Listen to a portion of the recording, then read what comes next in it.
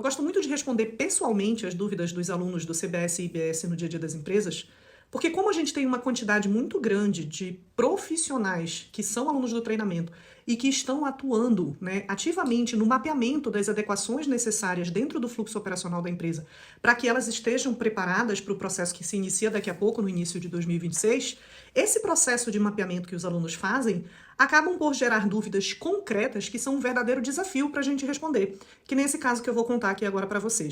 Então vamos para a dúvida de caráter prático sobre os impactos operacionais da reforma tributária no fluxo de uma empresa.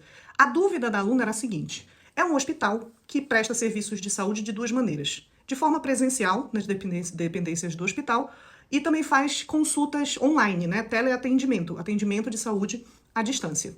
Supondo que todos esses pacientes do hospital estão recebendo atendimento pelo convênio, pelo plano de saúde, no final, eles emitem uma nota fiscal de serviço para cada uma dessas empresas de plano de saúde, que é quem efetivamente paga o hospital pelo serviço. E a pergunta dela é a seguinte: então, a partir de janeiro, eu posso continuar emitindo, né, faturando tudo aquilo numa nota fiscal única por adquirente? A análise que eu fiz para ela foi a seguinte: olha, para a gente verificar se é viável do ponto de vista tributário a gente continuar aglomerando várias operações num único documento fiscal, eu entendo que a gente tem que fazer análise sob duas perspectivas. A primeira é: todas essas operações estão sujeitas ao mesmo local da operação? Porque é o local da operação que vai determinar a alíquota do ente, né? E aí a gente está falando em nível de município aqui.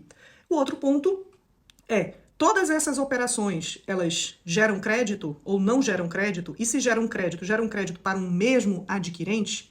Porque tudo isso vai definindo a granularização da necessidade de emissão desse documento fiscal. Aqui eu não estou avaliando se a legislação está determinando que é para fazer do jeito A ou B.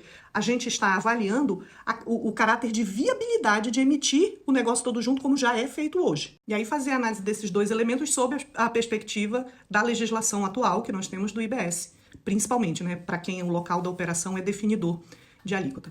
Na perspectiva de quem toma o crédito, quem toma o crédito é o adquirente. Aqui a gente tem que fazer uma distinção da figura do adquirente e da figura do destinatário. O destinatário é o paciente, é quem está efetivamente recebendo o fornecimento que está sendo feito pelo hospital, do serviço que está sendo prestado pelo hospital. O adquirente é quem paga por esse serviço. E no caso, quem está pagando pelo serviço é o plano de saúde, ele está fazendo pelo convênio.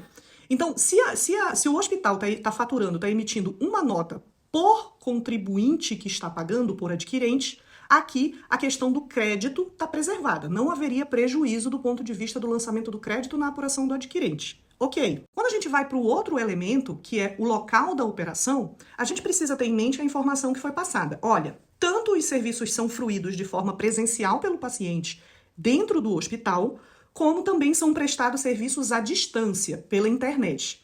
Aí a gente tem que ir lá para o artigo 11 da Lei Complementar para ver o que a Lei Complementar define em relação ao local da operação.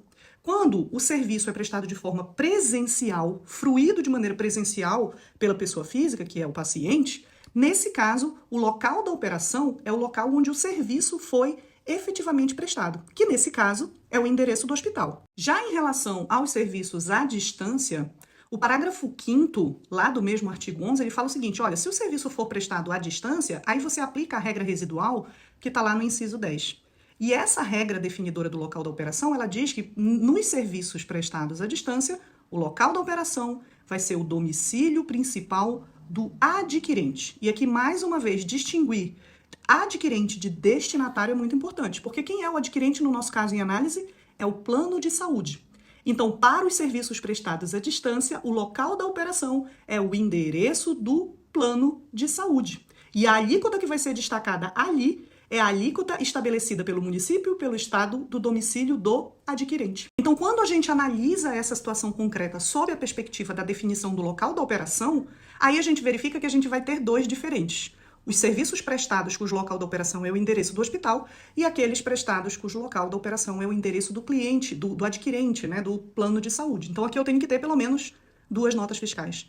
Porque embora esse plano de saúde possa, né, deduzir, tomar crédito, não sei como é que vai funcionar efetivamente, em relação aos dois, aqui a gente pode ter alíquotas diferentes incidindo nessas operações, e ainda que a gente tivesse as mesmas alíquotas, a gente tem diferentes sujeitos ativos. E aí você vai dizer, Eliane, o sujeito ativo não importa, porque vai tudo virar crédito para o plano de saúde. Mas e se o hospital não pagar o tributo? Se ele não pagar o tributo, a gente precisa saber quem é o ente que vai cobrar. E precisa estar tudo separadinho, cada um no seu respectivo documento fiscal. Então nota a quantidade de situações práticas, corriqueiras, que afetam o processo de emissão do documento fiscal e que isso já começa a valer ali em janeiro.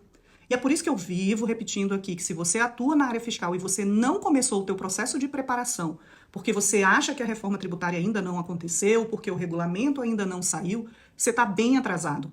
Porque em janeiro, quando as notas começarem a ser emitidas, enquanto você ainda está descobrindo esse monte de caso prático, tem uma galera concorrente seu do mercado de trabalho que já está há anos-luz na tua frente, porque já está mapeando esse trabalho, fazendo esse trabalho de mapeamento desde sempre. Porque esses profissionais que fazem o seu dever de casa direitinho são aqueles que vão nadar de braçada quando a reforma der o ponto de partida ali em janeiro de 26.